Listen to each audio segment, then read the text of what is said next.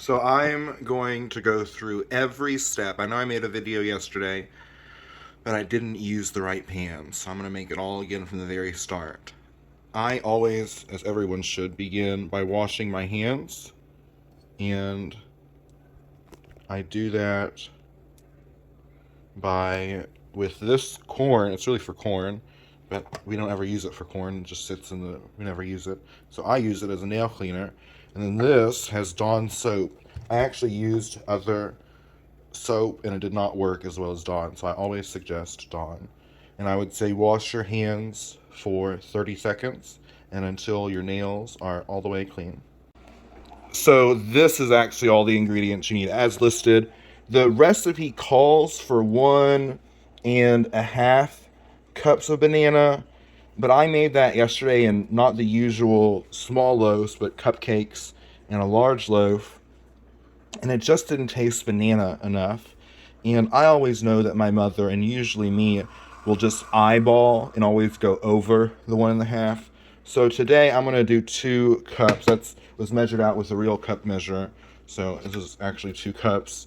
And we're going to make it the way my mother usually makes it, which is the same way I'm going to tell you. It's just with more bananas. But I will give you what the original recipe calls for at the end.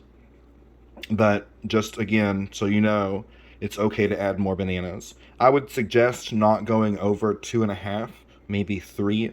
But I think the more bananas, it will be the longer to cook. But so here we go. So first, 2 1/3 cup of Bisquick. Let's put it in. So I did the 2 1/3 cup of flour. Now we'll do 1 cup of sugar, but just to quickly run back to the bananas because I forgot that. You want just regular bananas. They shouldn't be ripe, like fresh store-bought bananas. You can ripen them on your own, but that takes longer. But the way I do it is I put them in the oven after I mush them up a little bit. And I would just pinch them. After I pinch them, I'll lay them on a tray and put them in the oven for 15 minutes, flip it, and then put it in another 15 minutes, and they will fall right out of the peel once they're cooled off. And you can just mush them up very thoroughly and take out any dark colored bits that look unattractive. Now, let's do the 1 cup of sugar. In we go. So all the dry is in there and you need to mix it together. So I'm just going to, off camera, stir this up with this kind of whisk, a flat whisk. There's probably a proper name for it. I'm not a baker. I just do banana bread. But I'll mix it up off camera really good, and this is basically what you want to do. So it's all mixed up, and now I'm going to add 1/3 cup of Crisco vegetable oil. This could be a Crisco and Bisquick and Banana Company sponsored video, but it's not. So I don't mix it until all the ingredients are in there. I do mix the dry, but I don't mix the wet and dry until all the ingredients are in. Now we're going to have, I did forget a dry ingredient, which was the pumpkin spice. That's supposed to be 1 teaspoon of pumpkin spice. And then also a 1/2 teaspoon of vanilla extract, 3 eggs, and the banana that I'm putting in 2 cups, but it normally calls for 1.5, but I suggest doing more. So, and I would suggest, like I said before, don't go over 3. But let me put this all in, I'll be right back. Just a side note, I did not get any shell in there, but I cracked one in there, and I was like, you know what? I should crack my eggs in a bowl so I could take the shells out just in case. And that next egg I did, the shell fell in there, which is rare for me, but it happened. So now I want to put the eggs in. Here we put the eggs in. And we put the banana in. Now we're going to do the vanilla extract and the pumpkin spice. If you follow me, you'll know I lose everything. So I use pumpkin spice. That is my twist to my mother's recipe, is pumpkin spice. But she uses cinnamon, ground cinnamon, and nutmeg. So I call for 1 teaspoon of pumpkin spice. I'm going to do 1/2 teaspoon of pumpkin spice, or of cinnamon, and then another 1/2 teaspoon of nutmeg. Because my mother would only use nutmeg and cinnamon, and she would just eyeball it. But I can't find the pumpkin spice, so now I'm going to make my mother's version. Nutmeg has an interesting smell, so I did like I just said, I did 1/2 teaspoon of this nutmeg, and now I'm going to do 1/2 teaspoon of vanilla extract. So if you want my mother's way, it's 1/2 teaspoon cinnamon, 1/2 teaspoon nutmeg, and 1/2 teaspoon vanilla. If you want to do my way, it's 1 teaspoon, 1 full teaspoon of pumpkin spice, which has more than just these two, and then a 1/2 teaspoon of vanilla. It's up to you. Also, just for those wondering, they're usually, if you buy the spices, pumpkin spice, it should just have the spices and no pumpkin flavor. Only drinks usually have the pumpkin flavor, but pumpkin spice is really just, I think, cinnamon, nutmeg, maybe allspice, and maybe ginger, and maybe, what was the other one? Cloves. But yeah, it does not usually have pumpkin flavor. Uh-oh. So now we put, I think it's all in there. Maybe I'll just do a little bit more because I think I lost some. And again, my mother would usually just eyeball it very carefully. Just a little bit more. There. That's a little bit more than I wanted to. But again, I think having a teaspoon of, I don't think, like you can do too much vanilla, but I think a teaspoon, if you want extra flavor, you could honestly do a teaspoon of all of these spices and just get extra flavor. But so I probably did 3/4 teaspoon, maybe a whole teaspoon. And now I think I have everything to mix it together. So I'm going to mix it. Let's just try to turn it on. Now I'm definitely going to mix it off camera, but that's what I do on high. So you want to mix it up so it's like this. I'll use this fork to show you the consistency. But it should look like that, kind of like dough. And then I mix it up on high for a minute, making sure I got the sides.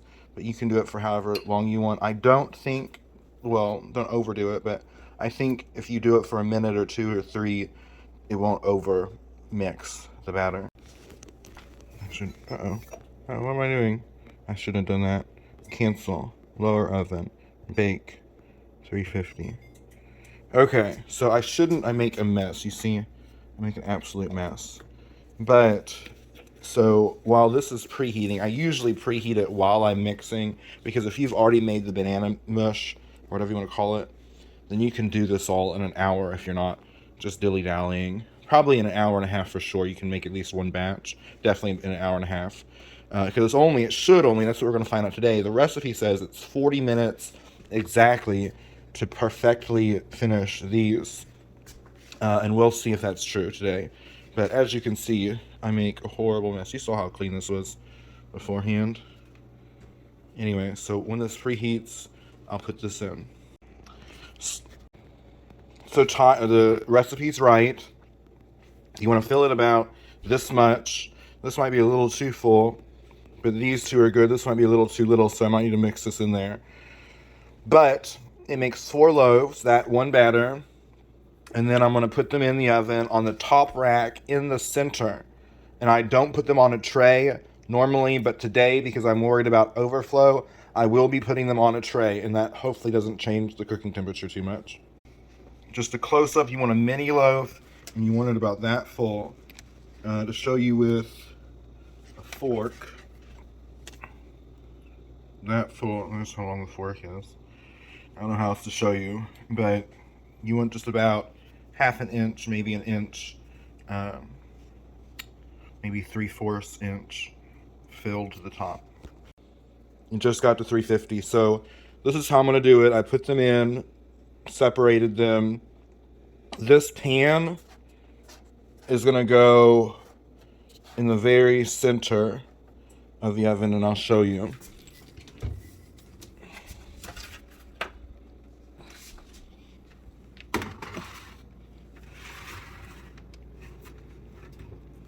There, in the center, in the middle. There. Now I'm going to set a timer for probably 30 minutes, just to double check. You can see how messy I get. But I'm going to do 30 minutes, but it should be about 40. The counter is clean. Now I need to put away all the ingredients. Actually, I might keep them out because I will be cooking right before our Christmas dinner. So I'll just put them in the corner somewhere. But I just put these in. Now I'm going to go outside and enjoy the cold weather. So now we're going to test this bread. It's not golden brown enough, so I can already tell it's not ready, but let's just test the bread. Oh, see, look, it's gonna come out. See, so it's not ready. That one's almost ready, but we're gonna put it in for another, I wanna check it in 5 minutes, and then it should be done within 10 minutes. And it should be nice and golden brown by then. But like I said, the recipe calls, the only thing in the recipe I would change that I'm about to show you is more bananas. And I don't know an exact number of what is too much bananas, but the recipe calls for 1.5. I use 2. You could probably go up to 2.5 cups, but maybe 3 cups is too much. So again, the knife test, we go in, knife test, we go in, knife test, we go in, knife, this was the one that I almost dropped everything, we go in. So they're all perfect. I can tell just by touching them with the knife that they are very dense and moist, and they are just perfectly baked. So here is the recipe. The ingredients and directions for the best banana bread ever. 2 1/3 cups of Bisquick, 1 cup of white sugar, 1/3 cup of vegetable oil, 3 large eggs, 1.5 cups of baked bananas, 1/2 teaspoon of pure vanilla extract, and 1 teaspoon of pumpkin spice, or a 1/2 teaspoon each of cinnamon and nutmeg. And then also to bake the bananas, you can use fresh bananas that you put in the oven for 350, 15 minutes on one side, 15 minutes on the other side, and that gets you the best banana mix. Next, you'll mix all the ingredients in a large mixing bowl. Pour the mixture into an ungreased small loaf molds. It does not need to be greased because for some reason the banana bread itself is enough to loosely fall out of these molds. And then you bake on the top rack in the center at 350 degrees for exactly 40 minutes. And this is the recipe for the best and greatest banana bread in all existence that was, is, or ever will be, forever and ever. Amen.